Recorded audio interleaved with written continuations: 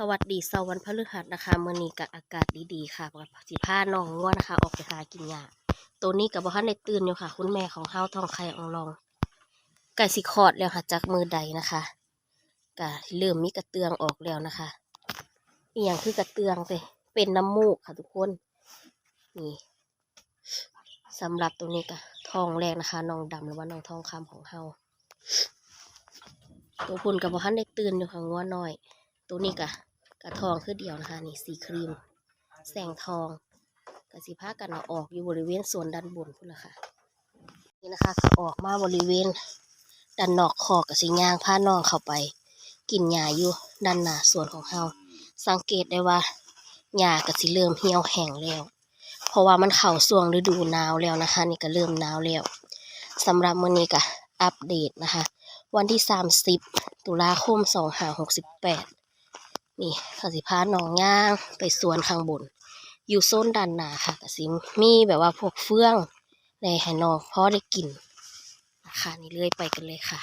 ไปลูกไปย่างไปกินหน้าสวนพูดเร็ว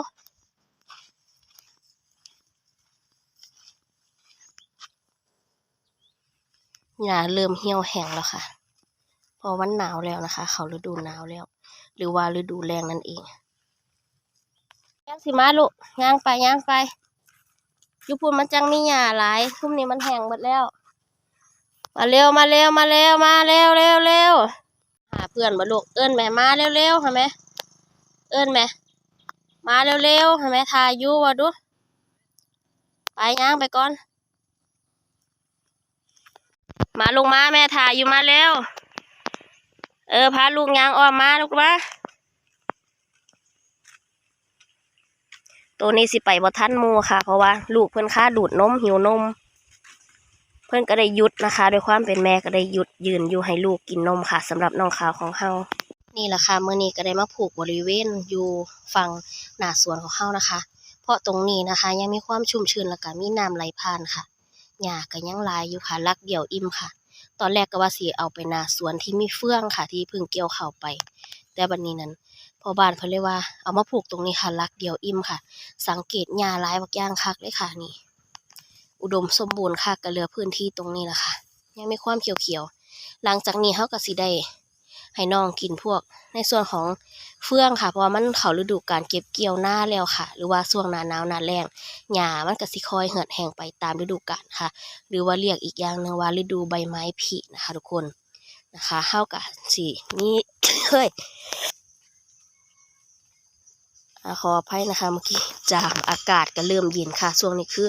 รักษาสุขภาพกันด้วยนะคะทุกคนหายใจก็เริ่มอยากฝืนเนาะอากาศเย็นค่ะแล้วกะนะคะในส่วนนี้เขาก็สิเป็นในส่วนของหาอาหารเสริมค่ะบ่ว่าสิเป็นหัวอาหารหรือว่าล่ำเขาในให้น้องบำรุงก็ว่าได้บ่ว่าสิเป็นอาหารพวกเกลือแร่ต่างๆค่ะเพราะว่าในช่วงฤดูแล้งหรือว่าหน้าหนาวหญ้ามันแห้งมันบ่น้องก็สิบ่ค่อยได้รับสารอาหารนะคะก็ต้องหาอาหารเสริมให้เข้าไป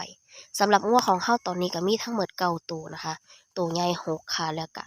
ตัวน้อยอีก3ค่ะนี่ก็เลี้ยงไปแล้วก็กำลังท้องอยู่2 ตัวนะคะคาดว่าใกล้สิคลอดเร็วๆนี้ค่ะ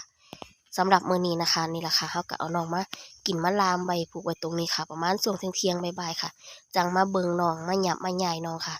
นี่แหละค่ะหญ้าอุดมสมบูรณ์มากอย่างคักค่ะนี่สำหรับลานของเฮานะคะส่วนนี้ก็คือปิดเทอมอยู่ค่ะก็ได้มาเฮ็ดเวียกซอยมาได้เอางัวออกน้ำค่ะบอกได้เลยว่านะคะอุดมสมบูรณ์นะคะทุกคนสังเกตจากต้นไม้ใบหญ้านะคะเพราะว่าอยู่เทิงหัวปูหัวพานะคะมีความแบบอุดมสมบูรณ์อย่างคักเลยค่ะนี่เลยค่ะก็ให้น้องได้กินอิ่มไปค่ะได้เล่มไปค่ะทุกคนก็ดีใจน้ำน้องอยู่ค่ะก็ยังมีหญ้าเพราะให้น้องได้ลงเรืออยู่เพราะให้ได้กินได้เล่มกันแน่ค่ะสำหรับมื้อนี้คลิปนี้นะคะก็มีแค่นี้นะคะสำหรับมื้อนี้เขาก็มาเอางัวออกนะคะขอบพระคุณที่รับชมค่ะสวัสดีค่ะ